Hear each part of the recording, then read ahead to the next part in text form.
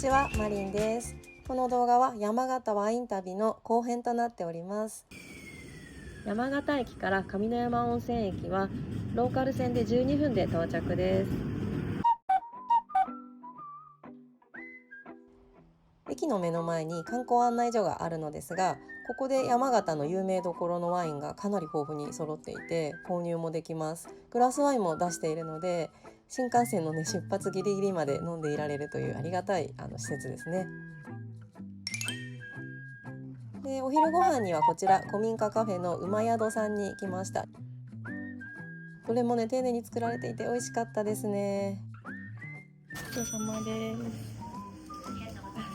浄化された胃がっていう感じです、そしてこちらの旅館にチェックインです。この旅館は一人客にも慣れてらっしゃって、食事も個室や部屋食にしてくれる配慮があったり、清潔でとってもいい旅館でした。こういう昭和感ある建物が好きなんですよね。詳しい温泉や旅館のことは自分の雑記ブログの方に書きましたので、概要欄にリンク貼っておきますので、気になる方はご覧ください。もうなんか4回目の温泉です。昨日飲みすぎたので今日はゆっくり早めに寝たいと思います。おやすみなさい。畑屋旅館の方にタクシー呼んでいただいて10分ほどで武田ワイナリーに到着です。見学は前もって電話で予約していました。武田ワイナリーは東北で2番目に古いワイナリーで、1920年大正時代からワイン醸造を行っています。自然のサイクルを最大に生かした減農薬無化学肥料によるブドウ栽培を行っているワイナリーです。例えばこの草むしりした後の草はこのまま土にするそうですよ。はい、ここでざっくりとワインが作られる過程を説明します。正直自分もよく分かっていなかったこともあり、自分でイラストを描いてみてとても勉強になりました。はい、9月から10月にブドウを収穫します。基本は手摘みだそうですね。ブドウの枝の部分を取って、白ワインの場合はここで皮も取って果汁だけにすることが多いそうです。赤ワインやオレンジワインは皮、種も一緒に入れて発酵します。圧迫させて果汁だけを出します。で、ステンレスタンクだったり木樽の中に入れて後発酵、熟成ですね。そして瓶詰めして瓶内でも熟成させて完成という感じです。はい、ここでちょっと勉強した上でワイナリー見学に戻りたいと思います。私が行った時期は1月末でブドウ栽培はお休みの時期でした。山の傾斜にもブドウ畑があるのは印象的でしたね。ブドウは水はけの良い土壌を好むので、斜面がある場所は適しているそうです。あんな斜面大変じゃないですか。なんかこけそう。広いですね。全部で15ヘクタール。今は剪定の時期だそうです。不要な枝を切り落とすこの作業は、ブドウの収穫量と品質を管理する上でとても重要な作業だそうです。剪定をしないと伸び放題になってしまい、病気や害虫の被害が起きるし、枝や葉っぱに栄養を取られてしまっていい果実ができないそうなんですね。これを剪定しようと。15人でだってこの規模を全部やらなきゃいけないんですよね。ね、今日なんか雪ほとんど畑にないので、こういう時はもうどんどん剪定動いてやるんですね。この白い筒が置いてある場所に新しいブドウの苗を植えるそうです。30年くらいで植え替え。でも30年も、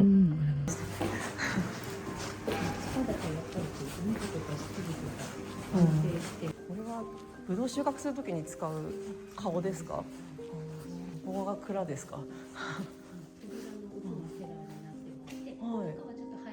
いいですいいです。ここが、はい、ご覧ください。これは醸造過程のこの部分で樽で熟成中ということです。ここは木樽しかないですが、ステンレスタンクも使用しているそうです。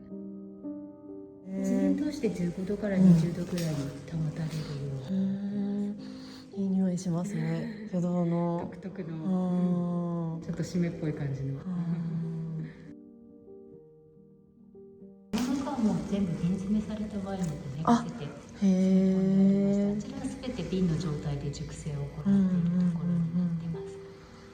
樽は何年に何回ぐらい変えるんですか？大体5、6年くらいで交換になってくる。これは木は何の木なんですか？フレンチホワイトオークをメインにフレンチのフランスのなんですね。使ってます。やっぱ5年経つともう使えなくなってしまうというか、出なくなる味が。ものによってなんですけど、10年くらい使える樽もあったりするみたいなんですけど、これはだから去年のだけじゃなくて今までの昔のもあったりするんですか？ちょっと手前の割と新しくて奥のが熟成させてる感じなんですね。樽に入ってる期間は白だと半年で赤だと1年くらいに。見学は15分ほどで終わって受付に戻ってきました。武田ワイナリーのすべての商品がずらりとこちら並んでます。高級なワインはさすがにできませんが、無料でいくつかのワインを試飲させてもらえます。ちなみにこのラベルにもなっている鳥はキジだそうで、暖かくなるとたまにワイナリーに遊びに来るんだそうです。縁起がいいこともあってラベルにしてるそうです。もちろんここでワインも買えるので、いくつか購入して送ってもらいました。送料は1100円でしたね。案内してくれた方とても親切でした。私一人なのに全部説明してくださって、とても勉強になった時間でした。この日のお昼はコントカレー喫茶ペネタさんに行きました。なんか夢の中みたいなお店でしたね。日替わりで変わる本格的な南インドカレーが食べられます。食後のチャイをいただいてたら雪が降ってきました。新幹線まで時間があったので公衆浴場も行って駅に戻りました。この上山ワインバルっていうのが2026年は5月16、17であるそうなので、行けたらここ来たいですね。普段は山形この季節雪降ってるはずなんですけど、私が滞在してる間だけ天候に恵まれて本当ありがたかったですね。はい、ありがとう山形。はい、山形から帰ってきまして、うちです。はい、うちで撮ってます、はい、今日は金曜日なので土日休みだし、ちょっと花金で一人で武田ワイナリーのワインを作っちゃおうかなと思います。試飲してきます。ワインに合わせて作ってみましたよ。はい、早速飲んでいきますよ。このブドウ品種がマスカットベリー A 種っていうのが日本人が作ったブドウ品種だって武田ワイナリーの人が言ってました。多分結構なんか溢れそう。なんかいろいろ入ってくる。いいね。ロゼってやっぱ可愛いですよね。この色がこのちょっとやっぱ濁ってていいね。いいですね。早速じゃあいただいてみます。乾杯。今週もお疲れ様。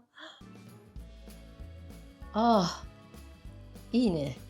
飲みやすグビグビ系ですね。これは今日飲んじゃいそうだな。美味しいです、はい、続いてこちら飲みます。武田ワイナリーの中でも結構いいワインだと思います。せっかくねワイナリー行ったし5500円で奮発して買いました。どんな味するのかな。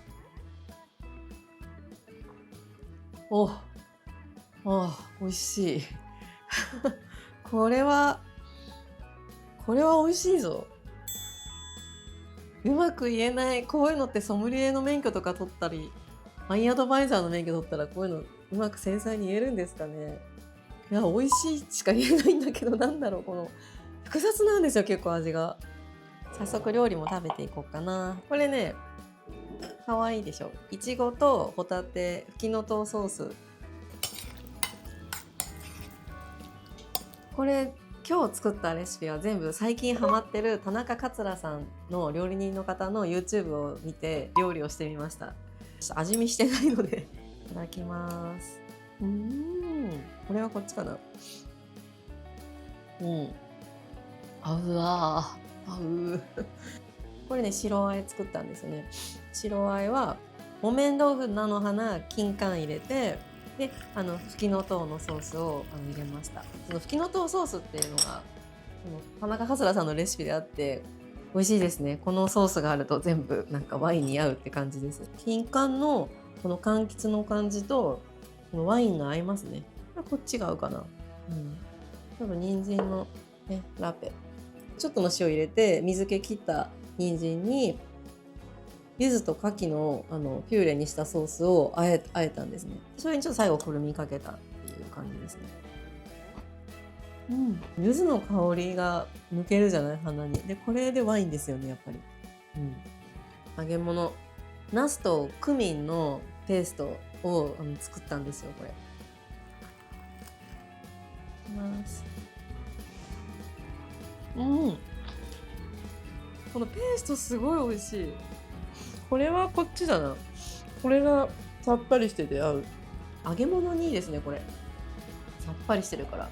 今金曜日で、金土日で飲もうかなと思ってたのに、これはもうすぐ今日飲んじゃいそうです。こっちもでも結構いいワインだからさ、早く飲んだ方がいいよね、多分ね。ほら、よくないじゃん、置くと。飲んじゃおうかな。はい、いやこれめっちゃ美味しいわ。でこの中が鯛の切り身としそとちょっとオリーブオイル入れてあえたのをちょっとくるくるって巻いただけです。で揚げただけ。揚げ物ロゼいいですね。いや山形良かったですよ。人が優しかった。印象的だったのはプルピエのスタッフさん、みんなすごいプロフェッショナルでテキパキ動いてるのにちゃんとワインの説明とかしてくれて、よかったし、その後ソネタさんも、ソネタさんはすごいね、あそこは人がね、お兄さんがすごい、もうスナックがやっぱ良かったね。やっぱもう桃江ちゃんとか歌っちゃったよね、調子こいてね。楽しかったな、山形のスナック。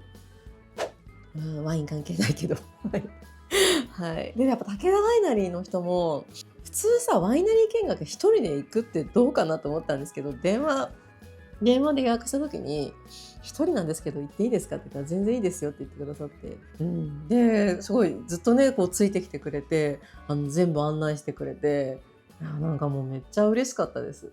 まあそんなわけでちょっとなんか死因っていうか、なんかあんまちゃんと説明できてなかったかもしれませんが、じゃあまた次回の動画でお会いしましょう。バイバーイ。めっちゃ嫌がってる。うちの可愛い猫ちゃんです。すごい嫌がってる。みーくん、7キロ。嫌だね、ごめんね。はいはいはい。嫌ですね。